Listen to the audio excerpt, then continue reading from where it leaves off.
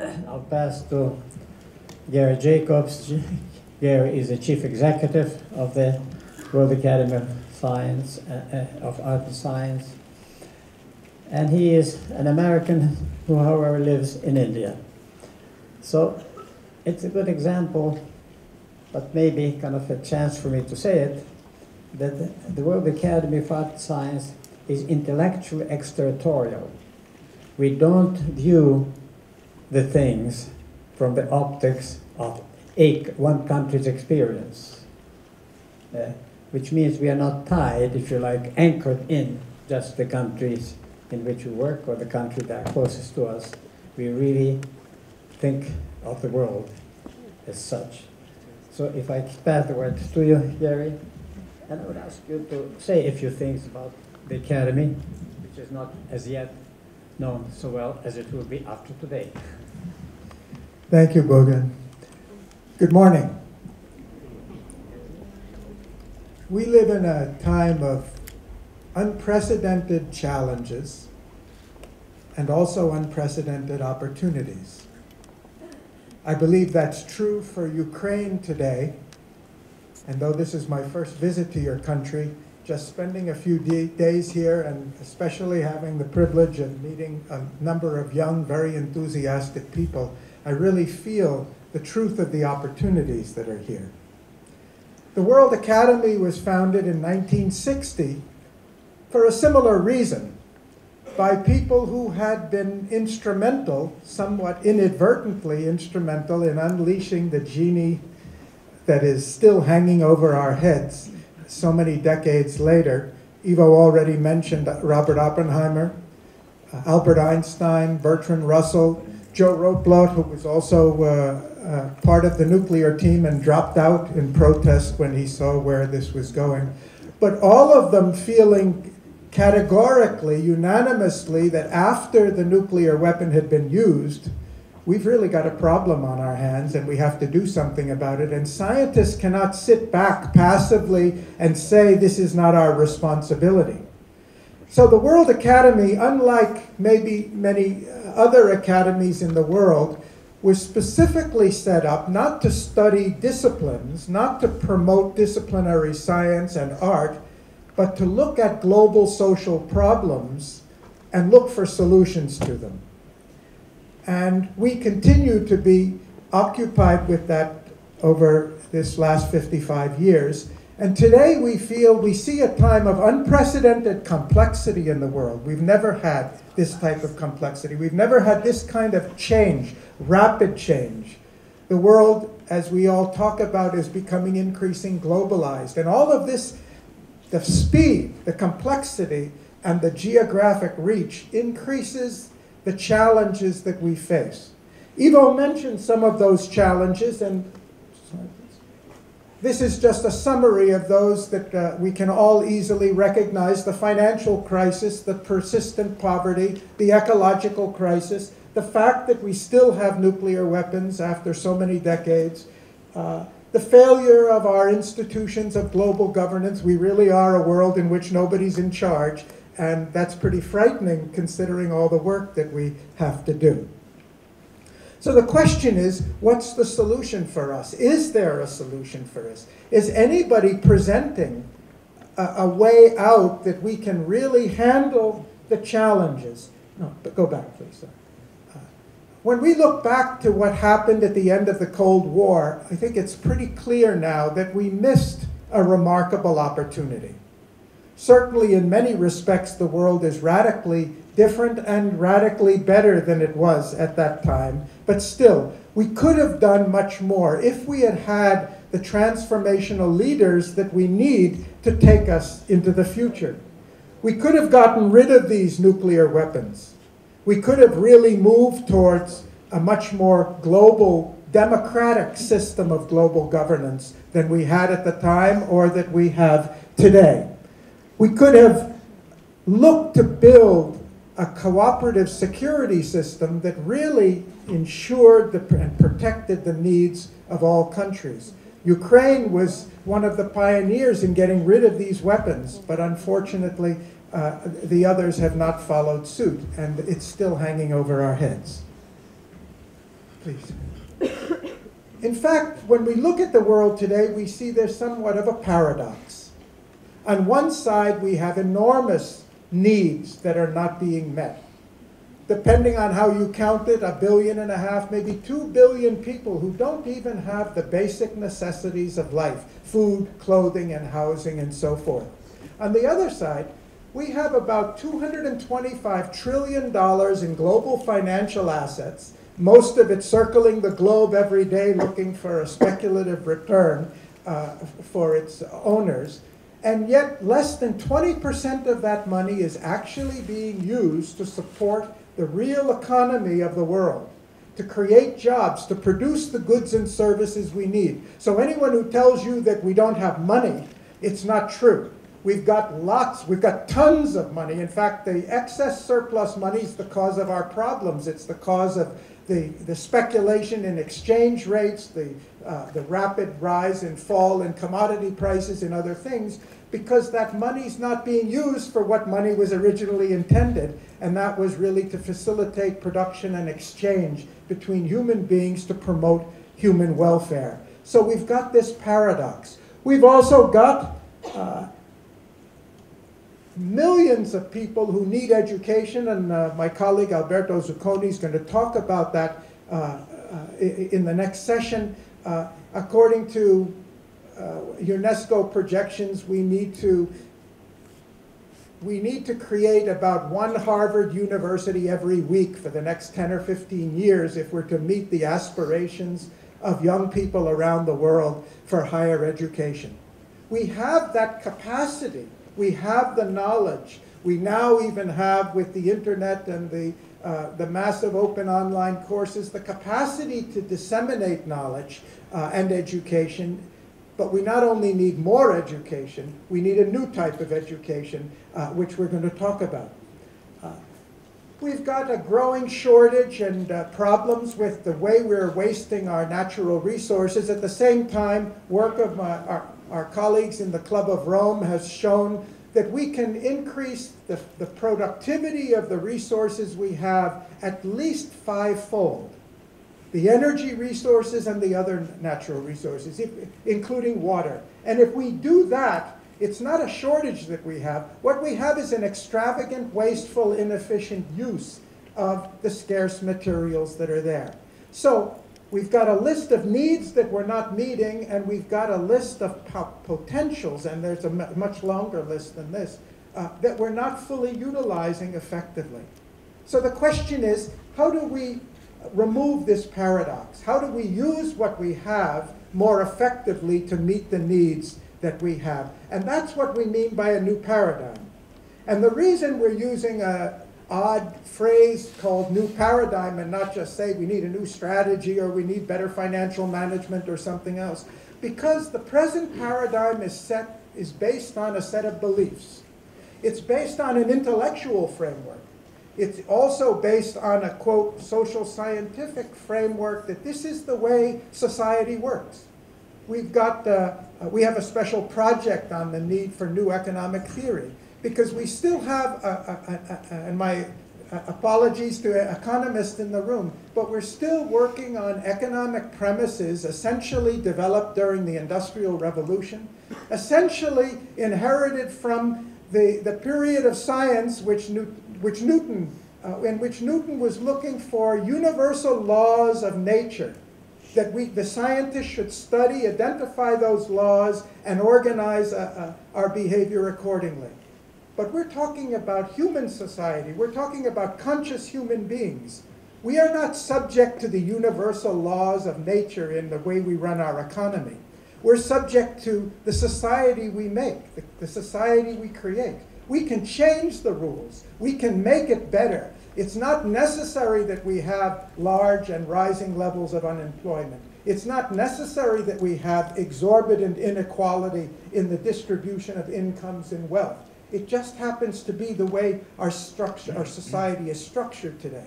So when we talk about a new paradigm, we mean there needs to be a more fundamental change, not just toying with the interest rates not just more stimulus packages, government investment, not just more world trade negotiations between countries and things like that. No, we need to fundamentally re-examine the intellectual framework and particularly the values by which the world is being governed today, not just by governments, but by the way our whole society is working today. And that's what we need by a new paradigm.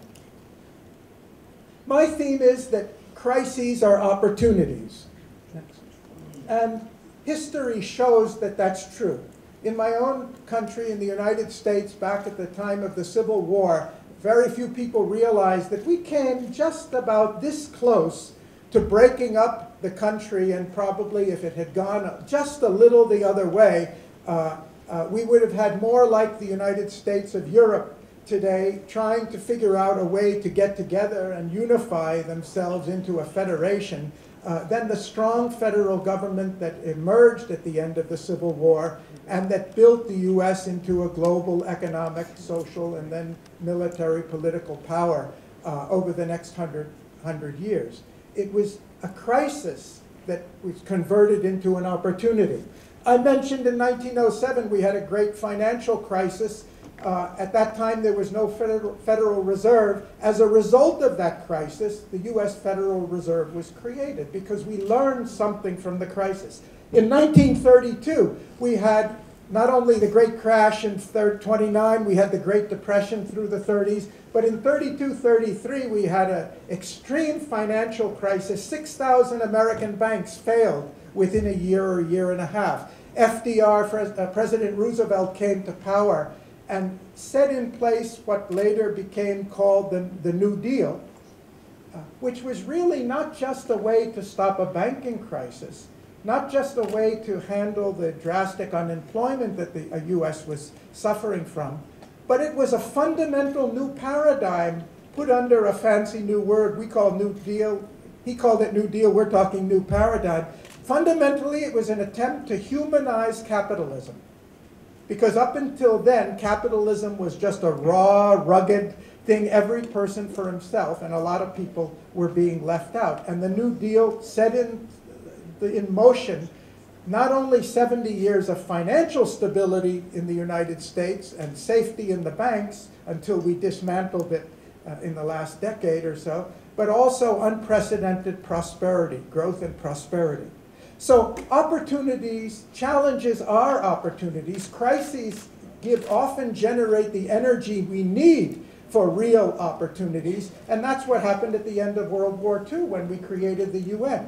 Unfortunately, we haven't finished what we started. That finally led to, after centuries and centuries of warfare in Europe, it led to the formation of the EU. The countries that have been fighting as enemies for centuries suddenly decided to come together. So the question today is, how can we leverage the pressure of the challenges that we face nationally, regionally, and globally to push through, to break through to a new paradigm, to get rid of the values and attitudes and ideas that are no longer relevant or sufficient to meet our needs? There are some other very positive factors going on here. There are deep drivers that are moving us forward. We don't have to be idealistic and utopian to believe in the need or the possibility of a new paradigm.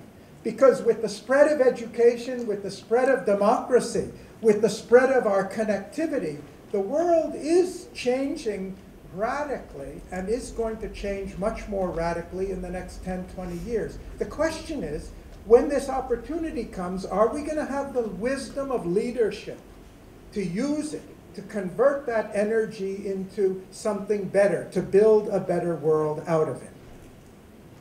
So that's the question. That's what we mean by the project that we're launching. I think you all have a brochure that just briefly outlines some of it in your packets. The need, is there any answer to this question? This is the 13th conference since the first one we started in June of 2 years ago at the United Nations in Geneva. We've been in 9 countries on 5 continents. in joining in groups like this to explore the attributes of a new paradigm and deal with how do we move from one to the other. This was a famous quote which has inspired us. John F. Kennedy said, "Our problems are man-made." And it's interesting, he said man-made, not human-made. He's taking the brunt of the responsibility where it falls. And they can be solved. I think they can be solved by men and women. But they can be solved by human beings, and that's the important thing for us. There's no sense in us saying it's a hopeless case. There's nothing we can do about it. If we've created the mess, the situation, then we can get out of it. And another one from our founders who said, we cannot solve problems with the same thinking that we use to create the problems. And that's what we mean by a new paradigm. We're going to have to change not only our actions and our institutions and our strategies, we're going to have to change our ideas and the ways we think. So we don't have time to go through all the things that we've discussed in 12 conferences, but I'd just like to highlight there's been a pretty unanimous consensus that whatever this new paradigm is, and we don't claim to have the answers, and we want to learn from you and hear from you and work with you to develop better answers, but we are pretty clear about what some attributes of the new paradigm should look like. The first is we've got to do something about the way we manage our finances internationally. Not just to avoid another 2008, but to use money and financial markets for what they're really intended for, to serve human needs, to build a human-centered economic system which really promotes human welfare, human well-being, and human security. And it's just not doing that today. And there are many things we can do about it, and many of them are known. The second is employment. It's interesting because we're in a country and a region where for decades you had guaranteed employment, and you have moved to a new system where we say employment is the result of some magic process where we all do what we want to do and everybody gets a job, but unfortunately it's not happening that way. We feel that employment is so fundamentally essential to the security of people and the stability of society in a market economy especially, that we simply can't afford to leave this to market mechanisms. I'm not saying we should go back to a socialist system where the government employs everybody. Clearly, that's not what we have in mind. But we feel there are alternatives. The high level of youth unemployment we have today, okay, just a couple minutes. High level of youth unemployment we have today is not necessary. There are many things we can do if we change our priorities that will equip youth and create more opportunities so that employment can be under control. But that's not going to happen unless we recognize legally that we have an obligation in society. If we're using a system which we call a market system, then we've got to be sure it works for everybody and not just works for a few people. And we have a special project on finance, we have a special project on employment, and we're even working on some pilots to show what can be done. I'm not going to go through all of the others, but I think you'll recognize these elements.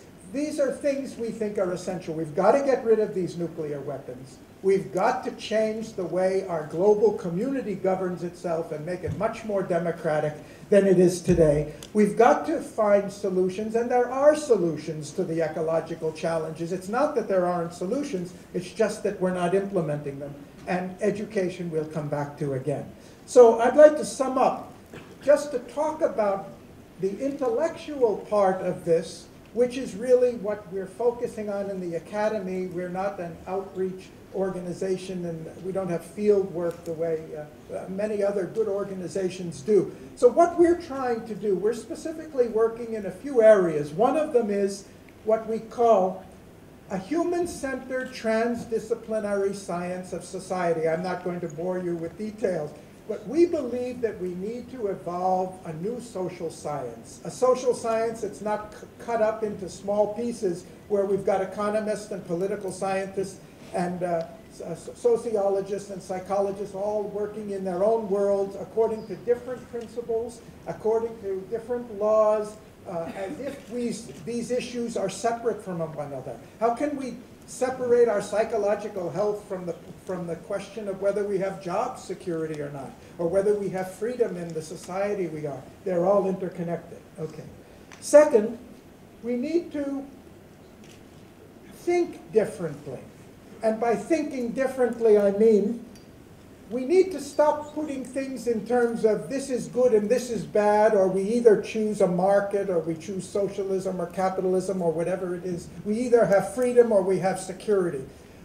These are all of the great scientific discoveries have come from being able to reconcile goals that appear, or phenomena that appear to be independent of one another. We need much more synthetic thinking, or as some have called it, ecological thinking.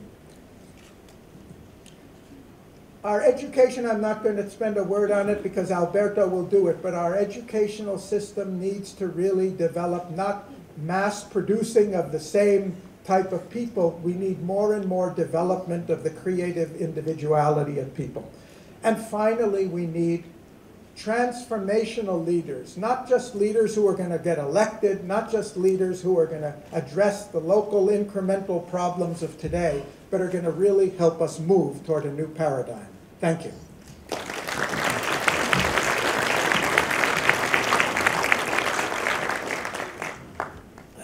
I remember another saying of Kennedy. He said, "Don't think of what America should do for you. Think of what you should do for America." I'm not sure how many people that were here in Maidan that decided to do things out of the sense of obligation to their fellow man. How many of the soldiers, volunteers that are now fighting in the East here? There are certainly not many probably that have heard that saying, but they've acted in that spirit. They're giving their lives out of sense of obligation. They're not asking what the country should do for me, but what in this circumstance, in this crisis of the country, they can do for. And there we are approaching our topic of the, I'll give it, or the theme of the conference. I'll give a shortened version of it. The world is helping Ukraine. Can Ukraine help the world? But we do have time for a couple of questions, and then we'll have a break. Anybody wants to raise a question? As usual, yes. He's known for raising the questions. There is a microphone, probably.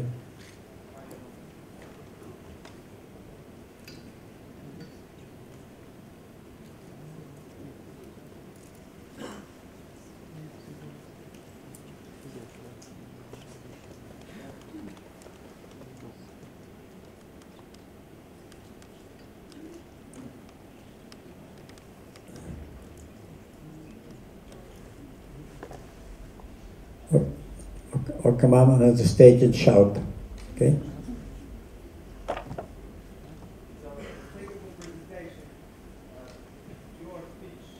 Shout. Louder. Just shout.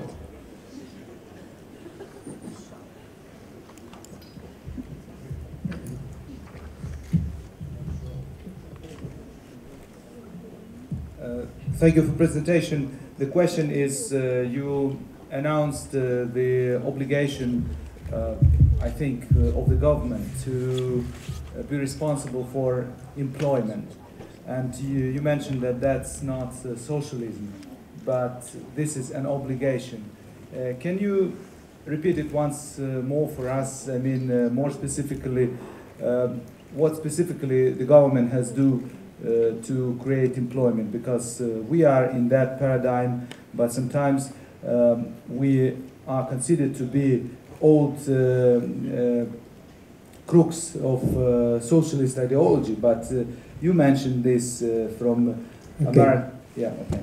Thank you. If we have a whole day, we'd love to sit and talk about this, and we can come back for that purpose because it's very important. I'd just mention a fact first. In early 40s, a little known fact, President Roosevelt drew up what he called the Second Bill of Rights. It was a Bill of Economic Rights. And the first item on his list was the right to employment. And his goal, his objective was, as soon as the World War II was over, he wanted to put this before Congress and get it adopted because he felt so strongly that these economic rights are essential. So this is not such a radical premise as it may sound.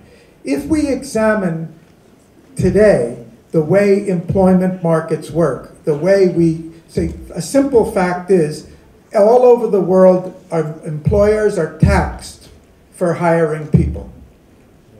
And employers are incentivized for making capital investments in plant and machinery. Because in the Industrial Revolution, we can see that the most important thing was the accumulation of capital and long-term investment. What about investment in people? We still regard our expenditure on education as if it's an expenditure. We don't account for it as a capital investment to enrich and prolong our precious natural resource. So like that, there are innumerable points at which the existing system is biased against people and biased towards money, technology, not necessarily for anybody's benefit. If I may actually give a bit of an answer in the Ukrainian context. The way the government can help with the employment issue is by making it much easier for companies to be started, for companies to function. And that will provide the employment. It is, and I think actually we are trying to do it, and sitting beside you is chairman of the committee in the parliament on industrial policy. So I'm sure he could actually give even a better answer, but briefly. But let me add another thing, lest you have an aversion to socialism as maybe Garry has. Just a reminder, Sweden, which was a pretty poor country until 37, exactly. And then a meeting took place between people from, unions, people from the government, and businessmen. Solzhenitsyn meeting, very well known. And then, actually from then on, socialists came into power. There are other things that happened. And the socialist government was in the government for 40 years. And that's the period in which Sweden really moved, and tremendous innovations, and the economy functioned extremely well, no unemployment, etc. So there is a socialism and socialism. And I think certainly on the other side of the sea, socialism sounds like a little bit communism. Well, there are different brands, and there's an example. Because the odd thing was that because of the petroleum crisis, when the conservatives came into power in Sweden, they nationalized more enterprises in 14 months than the socialists did in 40 years. But since the time has run out for questions, I'm sorry that was so brief. We were a little bit too, how should I say, too articulate, so we did not leave you enough time for your questions, but we'll try to do that in the following session. And now there is a break, which is one of the best parts of the conference always. So we'll see you back in, what is the time? In half an hour. So enjoy interacting, and see you back, but on time.